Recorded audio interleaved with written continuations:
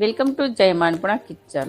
હું લાબી આહિર આપશોને મારા જય દ્વારકાધીશ. તો આજે હું તમારી સાથે શેર કરીશ ઢેફા જેવું દહીં જમાવવાની રીત. તો ઘણાને એ સમસ્યા આવતી હોય કે દહીંમાં ઉપર પાણી આવી જતું હોય, કે દહીં કુસા થઈ જતું હોય, અથવા તો દહીં ઝડપથી ખાટું થઈ જતું હોય. તો આજે હું તમારી સાથે જે રીત શેર કરવાની છું, તો તેમાં એકદમ ક્રીમી અને મલાઈ જેવું દહીં બની અને તૈયાર થશે. બિલકુલ કુસા દહીં નહીં બને, એકદમ ઢેફા જેવું. અને આપણે દેશમાં ઘરના દૂધનું દહીં મેળવતા હોઈએ તેવું જ આપણે દહીં જમાવી અને આજે હું તમારી સાથે શેર કરવાની છું. તો વિડીયો એન્ડ સુધી જોજો તો જ તમને પૂરેપૂરી માહિતી મળશે. તો આજે આપણે માટીના વાસણમાં નથી દહીં જમાવવાનું, કે નથી સ્ટીલના, કે એલ્યુમિનિયમમાં, કે કાચમાં. આ કોઈ પણ વસ્તુમાં આપણે દહીં નથી જમાવવાનું. કેમાં દહીં જમાવવાનું છે અને કેટલું સરસ દહીં બનશે તે પણ હું તમને આગળ બતાવીશ.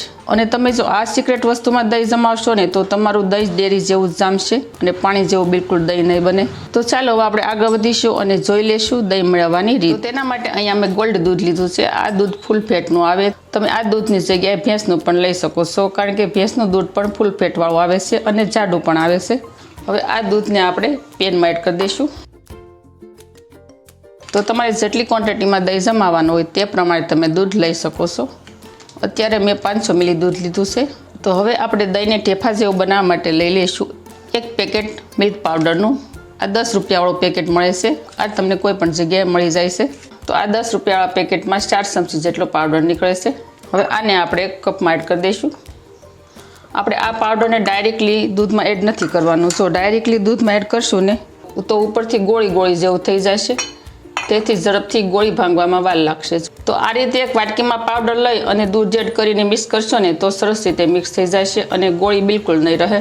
તો વિડીયો શરૂ કરતાં પહેલાં મારી તમને નિવેદન છે કે હજી સુધી તમે મારી ચેનલને સબસ્ક્રાઈબ ન કરી તો પ્લીઝ જય માનપણા કિચનને સબસ્ક્રાઈબ કરી દેજો. વિડીયોને એક લાઈક જરૂર કરજો. તો જો અહીંયા આપણે સરસ રીતે પાવડરને મિક્સ કરી નાખ્યો છે. જો તમે જોઈ શકો છો એક પણ ગોળી નથી દેખાતી. હવે આ પાવડરને આપણે દૂધમાં એડ કરી દઈશું. સરસ રીતે મિક્સ કરી દઈશું. તો આ રીતે આપણે દૂધમાં મિક્સ કરી દીધા બાદ હવે આપણે આગળની પ્રોસેસ કરીશું. તો તેના માટે જઈશું ગેસ તરફ. હવે આપણે ગેસ ઓન કરી અને ગેસ પર આપણે દૂધની પેન રાખી દઈશું.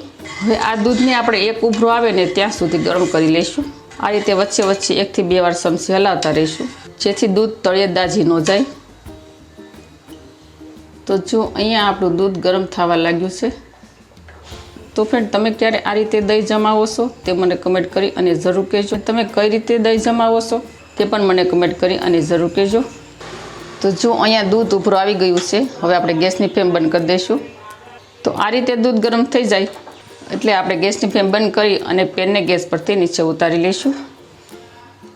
તો હવે આ દૂધને આપણે નવશેકું દૂધ રહે ને ત્યાં સુધી આપણે ઠંડુ કરી લઈશું. આપણે આ દૂધને પ્રોપરલી ઠંડુ નથી કરવાનું. થોડું નવશેકું રહે, મતલબ આંગળી બોળીએ અને થોડું ગરમ લાગે ત્યાં સુધી આપણે ઠંડુ કરવાનું છે. તો અહીંયા આપણું સરસ દૂધ નવશેકું ઠંડુ થઈ ગયું છે. તો જુઓ, હું આંગળી બોળું છું તો દૂધ હજી થોડું ગરમ છે, મતલબ નવશેકું ગરમ છે. આપણે આંગળીને થોડું ગરમ લાગવું જોઈએ દૂધ. આ રીતનું આપણે દૂધને ઠંડુ થવા દેવાનું છે. તો હવે અહીંયા અમે દહીંને મેળવવા માટે જામણ લીધું છે, મતલબ મેવણ લીધું છે. તમે આને શું કહો છો, મેવણ કહો છો કે જામણ કહો છો તે મને કમેન્ટ કરી અને જરૂર કહેજો. તો આપણે જામણ કેટલું નાખવાનું છે તે હું તમને બતાવીશ. આપણે એટલા દૂધની અંદર ફક્ત 5 ચમચી જેટલું જામણ એડ કરવાનું છે. કારણ કે અત્યારે ઉનાળાની ઋતુ છે એટલે ઉનાળાની ઋતુમાં ગરમી વધારે પડતી હોય છે, એટલે ગરમીના હિસાબેથી દહીં વધારે ઝડપથી જામી જતું હોય છે. તો ઉનાળાની ઋતુમાં આપણે થોડું ઓછું જામણ નાખવાનું. અને તમે શિયાળાની ઋતુમાં દહીંને જમાવતા હોય તો આ 1 ચમચી ભરીને જામણ નાખવાનું. અત્યારે મેં 5 ચમચી જેટલું જામણ લીધું છે. આ જામણને આપણે આ રીતે દૂધમાં એડ કરી દઈશું અને હેન્ડ મિક્સરથી સરસ રીતે મિક્સ કરી દઈશું. જો વધારે તમારી પાસે ખાટું દહીં હોય ને જામણ માટે તો આનાથી પણ થોડું લેવાનું. મારી પાસે અત્યારે મીડિયમ ખાટું દહીં હતું. તો આપણે દૂધને આ રીતે સરસ મિક્સ કરી દેવાનું, જેથી બધા દૂધમાં સરસ રીતે જામણ ભળી જાય. તો આજે આપણે કઈ સિક્રેટ વસ્તુમાં દહીં જમાવવાનું છે હું તમને ઝડપથી બતાવી દઈશ. હવે આ દૂધને આપણે સાઈડમાં લઈ લઈશું. તો જેમાં આપણે દહીં જમાવવાનું છે તે રોટલી મેકવાનું ગરવું. જો સરસ છે ને વસ્તુ દહીં જમાવવા માટે. બિલકુલ હવા પણ ન લાગે અને દહીં સરસ ઢેફા જેવું થઈ જાય અને જાણે પતીકા પાડી લ્યો ને એવું સરસ દહીં જામી અને તૈયાર થશે. તમે ગરવાની જગ્યાએ તમારી પાસે કોઈ પણ આ રીતનું ગરમ ડબ્બો હોય અથવા તો પેન જેવું હોય આ રીતે ઢાંકણવાળું, તેમાં પણ તમે દહીં જમાવી શકો છો. બહુ સરસ દહીં જામી અને તૈયાર થશે. હવે આપણે ગરબાનું ઢાંકણ ખોલી લઈશું અને દૂધને આપણે ગરબામાં ઉમેરી દઈશું. તો આ ગરબાની ઉપર આપણે કંઈ જ કોટ નથી કરવાનું, ડાયરેક્ટલી ઢાંકણ ઢાંકી દેવાનું છે. તો આ રીતે ગરબાને ઢાંકણ ઢાંકી આપણે આને 3 થી 3.5 કલાક રાખીશું. 3 થી 3.5 કલાકમાં આપણું દહીં સરસ જામી અને ઢેફા જેવું થઈ જશે. તો 3.5 કલાક બાદ આપણે ઢાંકણ ખોલી અને જોઈ લઈશું કેવું દહીં મળ્યું છે તે.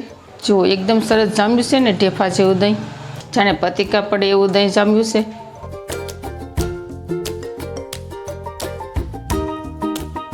હું તમને સમસામાં લઈ અને બતાવીશ કેવું સરસ દહીં જામ્યું છે તે. જુઓ કેટલું સરસ ક્રીમી દહીં જામ્યું છે, જોતાં જ ખાવાનું મન થઈ જાય તેવું.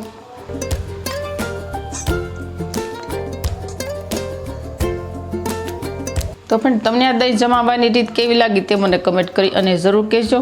તો મારી આવી જ નવી ઇન્ફોર્મેશન સાથે, નવી રેસિપીઓ સાથે જય માં અન્નપૂર્ણા કિચનને સબસ્ક્રાઈબ કરી દેજો. વિડીયોને એક લાઈક જરૂર કરજો અને ફ્રેન્ડ અને ફેમિલીમાં વધુને વધુ શેર કરજો.